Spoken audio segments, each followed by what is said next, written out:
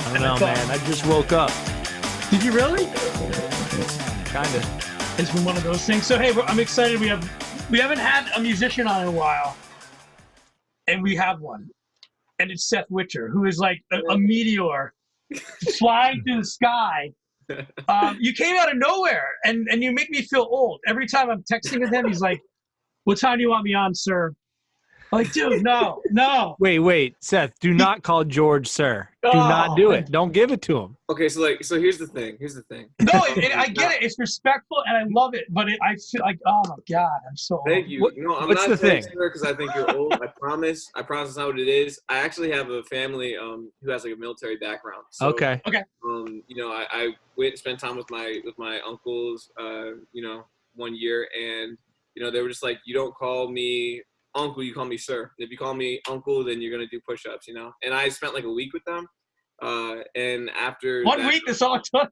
Tyler just sent you there. I got brainwashed easily. So How many push-ups did you have to do?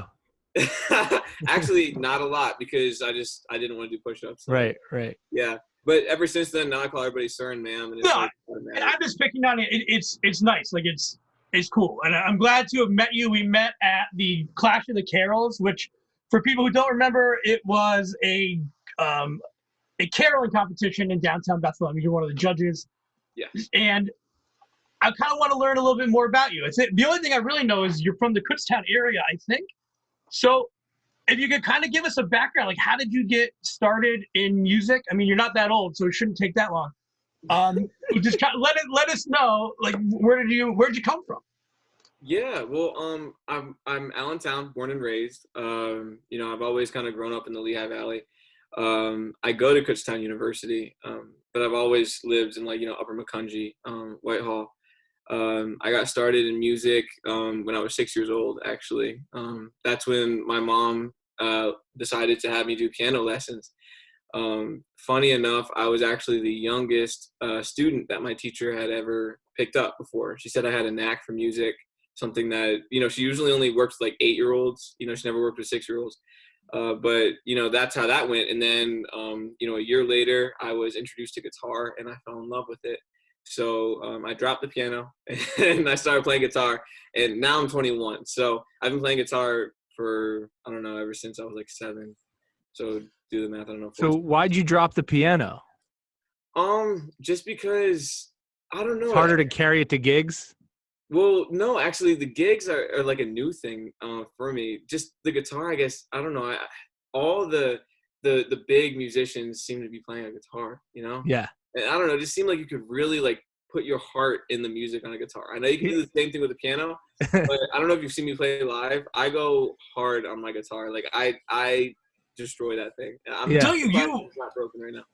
All the singer-songwriters, I don't want to group you in that, but the ones that I really like, it seems like they have a background in tons of different stuff. So they don't just know guitar. Like if you get into making albums and you're having a piano background, it's only going to make it better. Mm-hmm. It helped knowing how to play piano. And I've actually gone back to piano now. So I play that. I produce my own beats too, and knowing how to play piano and playing, guitar as well has helped tremendously with that. Well, George freestyles. I don't know if you know that. I don't want to put you on this. I don't want to put you on the spot, but you want to lay a little verse down, George? I just lied. He doesn't freestyle. That would be something that I would pay to see. I don't want to put you on the spot, but I'm going to put you on the spot real quick. So yeah, you're at Kutztown. What are you majoring in at Kutztown? Marketing. That's it. I mean, there you that's go. Great. You want to? I mean, you're new. You said the gigs are relatively new, but I'm sure you've realized by now that self-promotion and being able to market yourself is a huge part of the entertainment business. So, having an understanding of that going in is, not that it's as important as being musically, talented, but it definitely gives you an edge on the competition for sure. 100%. Yeah. I went into this, into college, during my second half, I just realized I really just want to do music for the rest of my life.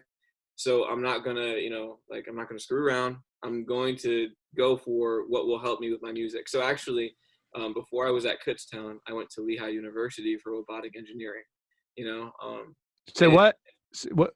Are you sure? Why don't you do robotic engineering and then fall back on music? Wait. Hold on. You went to I'm kidding. Lehigh. Yeah. Are you the only person to ever transfer from Lehigh to Kutztown? I don't know, man, but that's a good point. I would venture to say most likely not, just because Lehigh is very expensive. So, right. But like, when I realized that, I didn't want to go for robotic engineering anymore, Okay. it didn't really make sense for me to go to like a school with like 70,000 a semester, right, year or whatever. And two, there's something to be said for shooting your shot, right, Tyler? Yeah. He hates that. He actually hates that. It's a phrase I don't love. Like, so, I know. I mean, I make fun of it. It's a tough decision to say, hey, I want to go into music. So when did you start going from maybe playing by yourself and school and for friends to gigging? When was that transition? Actually, while I was at Lehigh, doing robotic engineering, I started playing at bars. It started like off pretty slow, because you just got to start. So I would just grab my guitar and I'd go to bars and I'd play in front of the manager, and I'd ask if they liked what they heard, if they would hire me, and that's how I got started. And it's been a pretty crazy thing. Now I've been playing in Music Fest and all that kind of stuff. Well, we didn't even talk.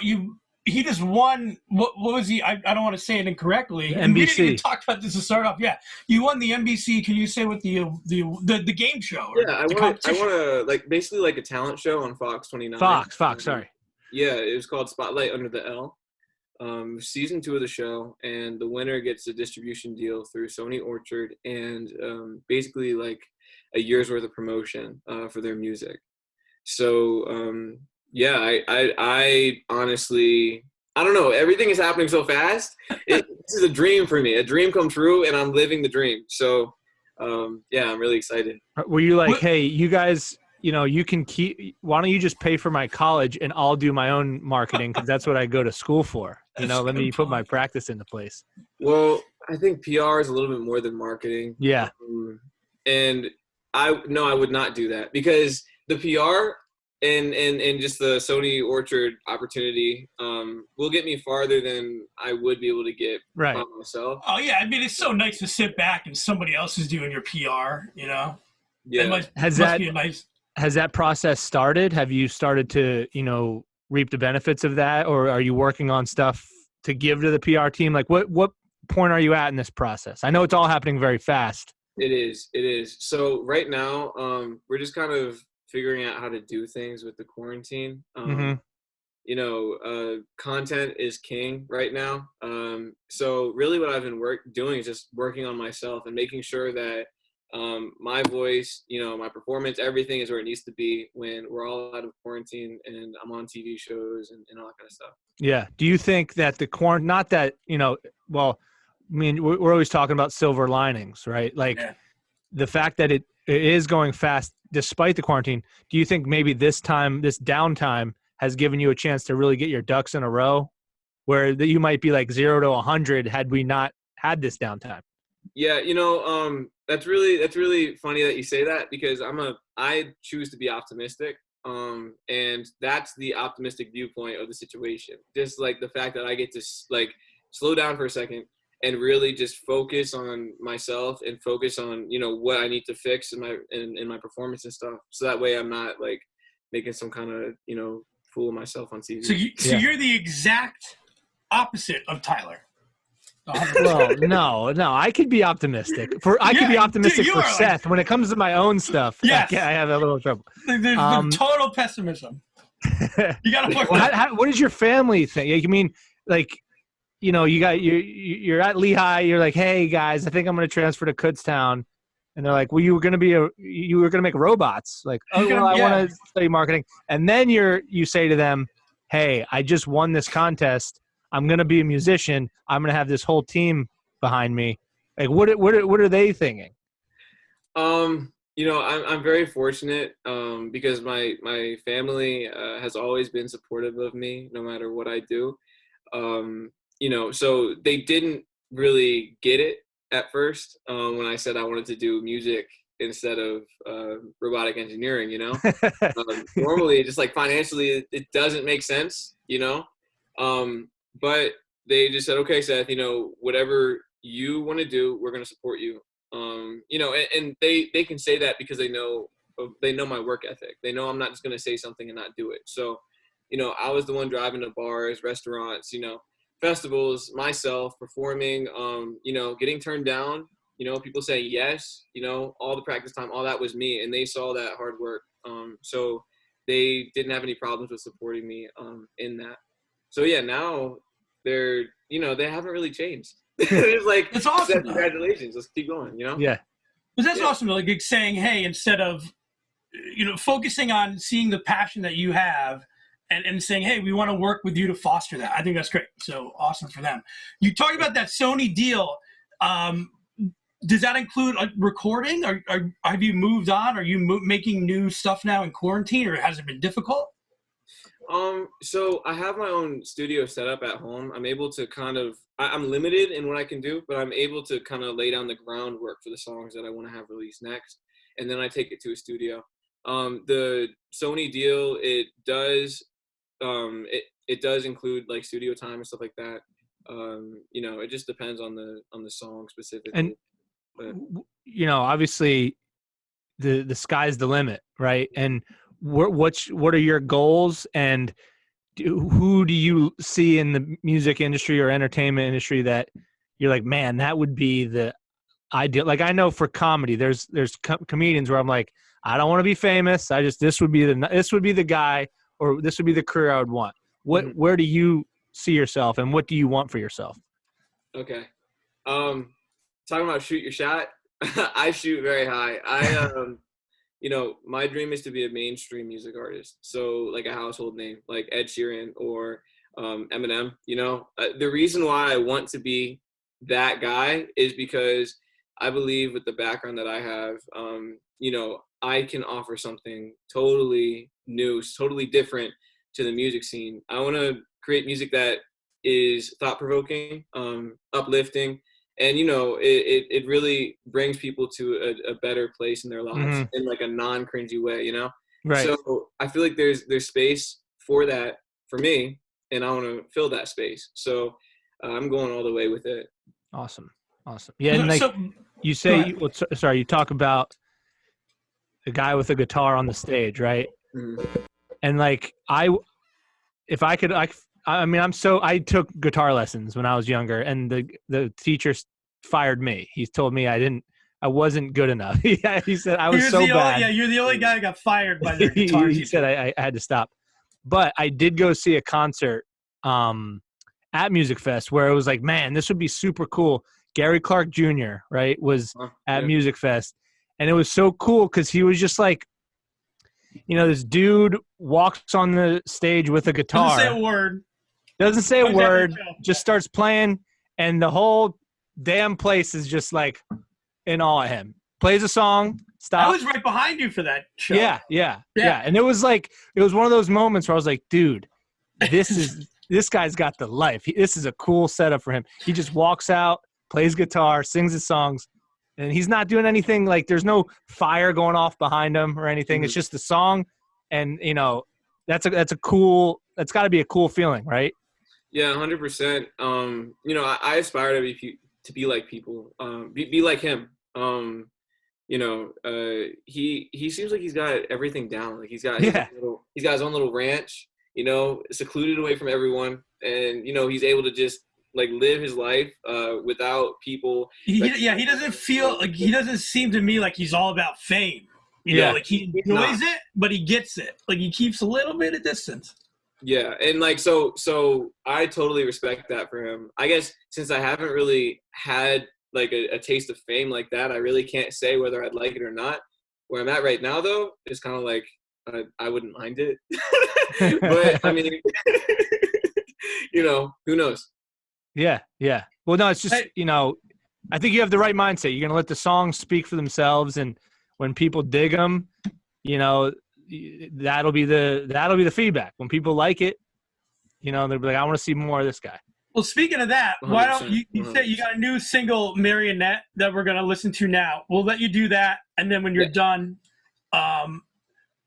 we'll make sure you can plug everything. So we're going to be quiet for a little bit. Okay. Whenever you're ready.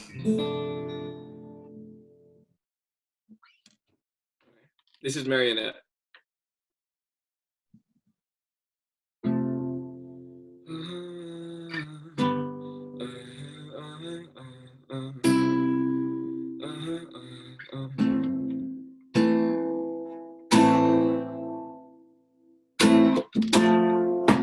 Watch me dance, I know you'll smile then.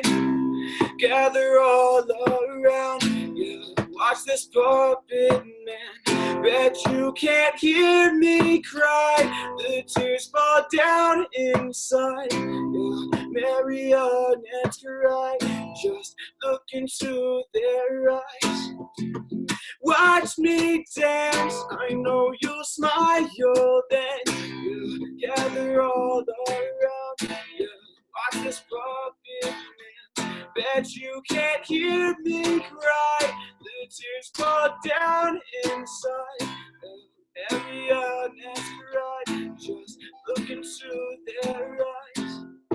My life is controlled by a string.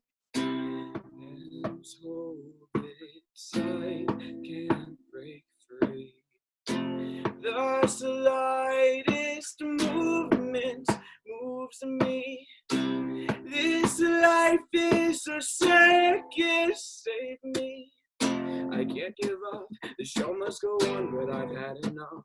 These voices around me sound sure enough. They don't know anything, yet they're so wrong. Yeah, you don't know a thing, still I'm lifted up. Somehow I'll cut these strings, take my life and run. Watch me dance, I know you'll smile then. Gather all around, yeah. Watch this puppet man. Bet you can't hear me cry. The tears fall down inside. Marionettes cry. Just look into their eyes. Watch me dance, I know you'll smile then. Yeah. Gather all around, yeah. Watch this puppet man. Bet you can't hear me cry. The tears fall down inside. Yeah. Marionettes cry. Just look into their eyes. Life is controlled by a string. Hands hold it tight, can't break free. The slightest movement moves me. This life is a circus, save me.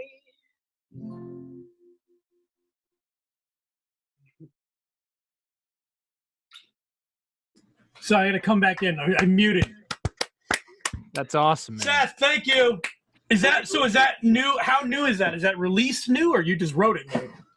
Oh, well, no, I wouldn't just sing something I just wrote, because, come on, it's not copywritten yet. But yeah, no, this is See, out, you're smart. You're smarter than me. I would be like, whatever, I'll just throw it out. Who cares? Here's a new song I wrote. Smart. Yeah, no, I don't want people stealing my stuff. But yeah, this is the song that actually helped me win the TV show Spotlight Under the L. Cool. So and just before, like, can you just talk a little bit about your writing process? Like, what do you do? Like, how do you draw inspiration to write some of your songs? Like, what made you write that song?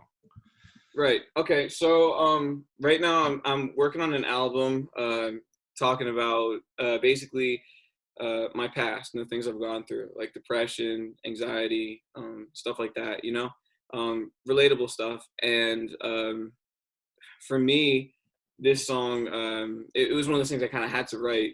I wrote this song based off of when I first transitioned into knowing I wanted to do music for real. I at first I was working a job as an engineering intern because I thought I would like it at first, but as I kept doing the job and I kept working in it, I realized that I really didn't, but I felt trapped in a way, and I felt like I was controlled by what I thought society would want me to do, like work a 9 to 5, you know, be an engineer, you know, sit back, make, you know, decent money, have a family, you know, retire, that kind of stuff. And I felt controlled by that. But at the end of the song, I realized that the only one who's controlling me is me. So this is my life. I'm going to live it, and I'm going to do what I love. And so this song is basically just kind of reflecting those feelings of helplessness that I felt from working that job. So yeah, as far as my writing process goes, a lot of times songs write themselves for me. So I'll hear a melody and then lyrics will come. So awesome. that's how it works for me. Cool. And has that been during this time? Have you been writing more, or have you been? Of course, yes. Yeah. Well, no, we talked to some people who they were like, I haven't been as creative, so I'm just curious. I think it's different, and so it's good. That's good that you're. Oh yeah, no. I need to be, because for real.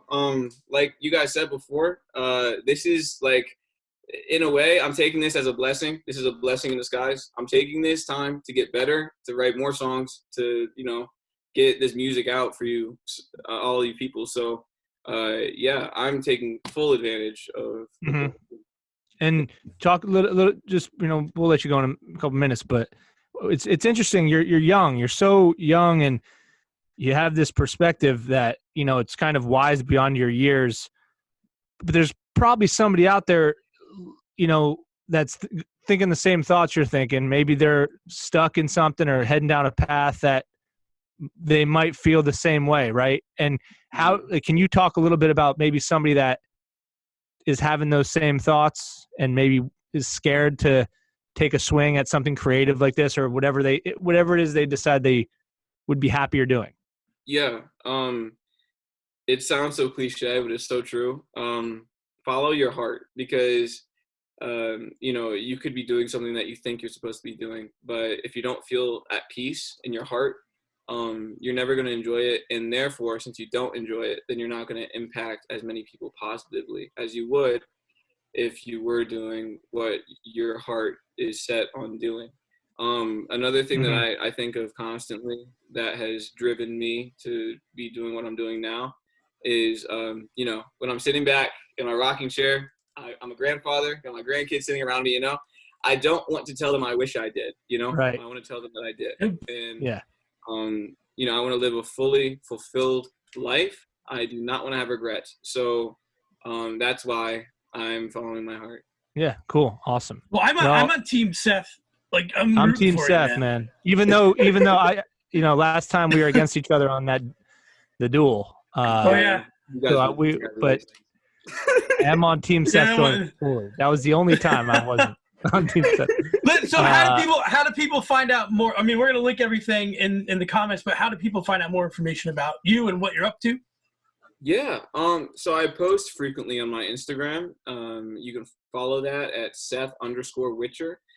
Just so you know, all my social media are tagged as Seth Witcher. So as long as you spell my name right, you will find me. It's SETH Witcher, WITCHER. Luckily, there's a TV show called The Witcher and a video game, so you don't have an excuse to misspell it. Funny story: when I was in high school, for my what do you call it, for the graduation ceremony, literally everybody who said my name mispronounced my name. All the teachers, like, you know, you walk down the aisle and all your old teachers are like, "Good job," you know. What do they say?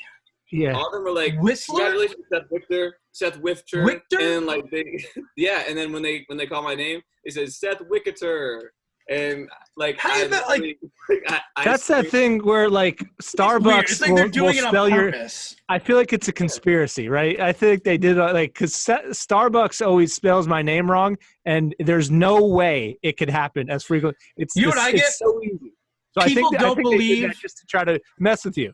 You gotta write people about it. People don't believe my last name's Wacker, right? So they'll respond back and they're like, Mr. Watcher or something, because they don't want to spell Wacker back because they think it's wrong and they'll be offending me. And I'm like, no, it's actually my name.